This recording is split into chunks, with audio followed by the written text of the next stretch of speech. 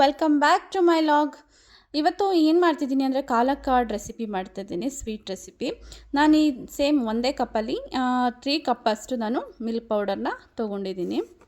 And same ಬೌಲಲ್ಲೇ 1 ಕಪ್ಪಷ್ಟು ನಾನು ವಾಟರ್ನ ತೊಗೊಂಡಿದ್ದೀನಿ. ಆ್ಯಂಡ್ 2 ಕಪ್ ಹಾಕ್ಕೊಳ್ತಾ ಇದ್ದೀನಿ ವಾಟರ್ 2 ಕಪ್ ಆ್ಯಡ್ ಮಾಡಿದ್ದೀನಿ. ಆ್ಯಂಡ್ 3 ಕಪ್ಪಷ್ಟು ಮಿಲ್ಕ್ ಪೌಡರ್ನ ಯೂಸ್ ಮಾಡಿದ್ದೀನಿ. ಇದು ತುಂಬ ಈಸಿ ರೆಸಿಪಿ ಅಂತಲೇ ಹೇಳ್ಬೋದು ಸ್ವೀಟ್ ಮಾಡೋದಕ್ಕೆ. ಯಾರಾದರೂ ಮನೆಗೆ ಬಂದಾಗ ಕ್ವಿಕ್ಕಾಗಿ ನಾವು ಇದನ್ನು ಹಾಲು ಪೌಡರ್ ಇದ್ದರೆ ಸಾಕು, ಸ್ವಲ್ಪ ಶುಗರ್ ಇದ್ದರೆ ಸಾಕು, ಈಸಿಯಾಗಿ ಮಾಡ್ಕೊಂಬಿಡ್ಬೋದು. ಇದೇ ರೀತಿ ಕೈ ಆಡಿಸ್ತಾ ಇರಬೇಕು, ಗಂಟಾಗೋದಕ್ಕೆ ಬಿಡಬಾರ್ದು. 5 to 10 ಮಿನಿಟ್ಸಲ್ಲಿ ಆಗುವಂತಹ ಈಸಿ ಮೆಥಡು. ನೀವು ಒಮ್ಮೆ ಟ್ರೈ ಮಾಡಿ ಮನೇಲಿ ನೋಡಿ. ಇದು ಅರ್ಧ ಹೋಳಷ್ಟು ನಿಂಬೆಹಣ್ಣು, ಬಟ್ ಇದರಲ್ಲಿ ನಾನು ಅರ್ಧದಷ್ಟು ಮಾತ್ರ ಇಂಟ್ಕೊತಾ ಇದ್ದೀನಿ, ಒಂದು ಸ್ವಲ್ಪ ನಿಂಬೆಹಣ್ಣ.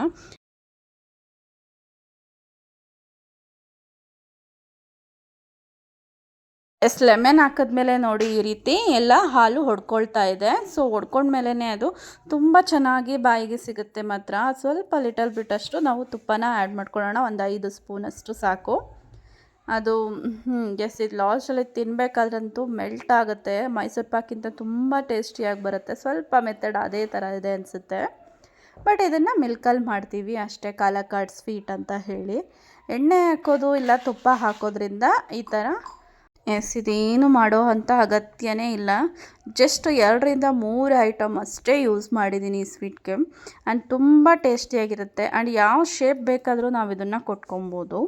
ಆ್ಯಂಡ್ ನಾನು ಜಸ್ಟ್ ನೋಡಿ ಲಾಸ್ಟ್ವರೆಗೂ ಏನು ಮಾಡ್ತೀನಿ ಅಂತ ನೋಡಿ. ಸ್ವಲ್ಪ ತಿಕ್ಕಾಗ್ತಾ ಐತೆ ಇದು ಈ ರೀತಿ.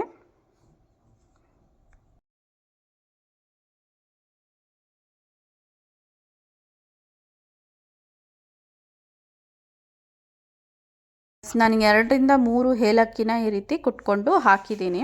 ಪೌಡರ್ ಇದ್ದರೂ ಕೂಡ ಯೂಸ್ ಮಾಡ್ಬೋದು. ನನ್ನ ಸ್ಮೆಲ್ಲು ನಾರ್ಮಲ್ ಆಗಿರಲಿ ಅಂತಲೇ, ನಾನು ನ್ಯಾಚುರಲ್ ಆಗಿರಲಿ ಅಂತ ಏಲಕ್ಕಿನೇ ಹಾಕ್ಕೊಂಡಿದ್ದೀನಿ ಡೈರೆಕ್ಟಾಗಿ. ನೋಡಿ ಇಷ್ಟು ತಿಕ್ಕಾಗಿದೆ. ಇವಾಗ ನಾವು ಸ್ವಲ್ಪ 1 ಬೌಲಷ್ಟು ನಾನು ಇಲ್ಲಿ ಶುಗರ್ನ ಆ್ಯಡ್ ಮಾಡ್ಕೊಳ್ತಾ ಇದ್ದೀನಿ. ಸೊ 3 ಬೌಲಷ್ಟು ಮಾತ್ರ ನಾನು ಇದನ್ನು ತೊಗೊಂಡಿರೋದು ಮಿಲ್ಕ್ ಪೌಡರು. ನೆಕ್ಸ್ಟ್ 1 ಬೌಲಷ್ಟು ನಾನು ಶುಗರ್ನ ಆ್ಯಡ್ ಮಾಡ್ಕೊಂಡಿದ್ದೀನಿ. ಇದನ್ನು ಚೆನ್ನಾಗಿ ಮಿಕ್ಸ್ ಮಾಡ್ಕೊಳ್ಳೋಣ.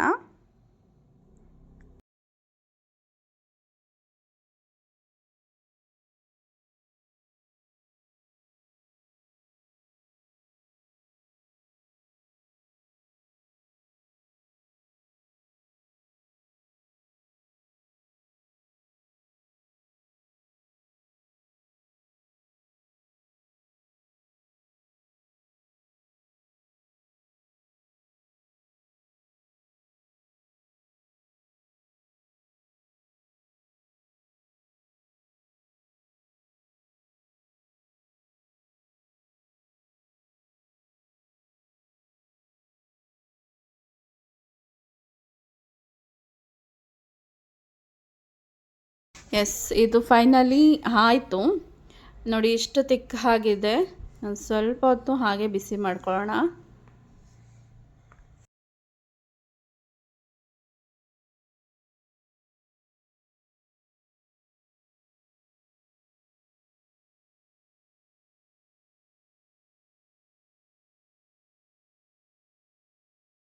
ನೋಡಿ ಇಷ್ಟು ತಿಕ್ನೆಸ್ ಆದರೆ ಸಾಕು. ಈಗ ಗ್ಯಾಸ್ ಆಫ್ ಮಾಡ್ಕೊಂಡಿದ್ದೀನಿ. ಒಂದು ದೊಡ್ಡ ಪ್ಲೇಟ್ ತೊಗೊಂಡು ತುಪ್ಪ ಆ್ಯಂಡ್ ಆಯಿಲ್ 2 ಮಿಕ್ಸ್ ಮಾಡಿ ಹಿಂಗೆ ಅಪ್ಲೈ ಮಾಡ್ಕೊಂಡಿದ್ದೀನಿ.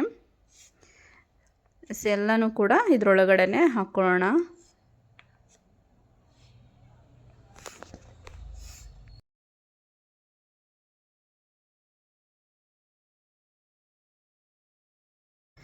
ನಾನೀಗ ತಟ್ಕೊಂಡಿದ್ದೀನಿ ಅದನ್ನು, ಬಟ್ ನಾನೇನು ಶೇಪ್ ಕೊಡೋಕ್ಕಾಗಲ್ಲ ನನ್ನ ಹತ್ರ ಯಾವುದೇ ರೀತಿ.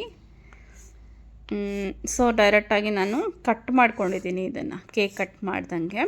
ನೋಡಿ ಇಲ್ಲಿ ಎಷ್ಟು ಸಾಫ್ಟಾಗಿ ಬಂತು ಅಂದರೆ, ಟೇಸ್ಟ್ ಅಂತೂ ತುಂಬ ಸಖತ್ತಾಗಿತ್ತು. ಕಾಲಕ್ಕಾಡ್ ರೆಸಿಪಿ ಥರನೇ. ಒಮ್ಮೆ ಟ್ರೈ ಮಾಡಿ. Thank you so much.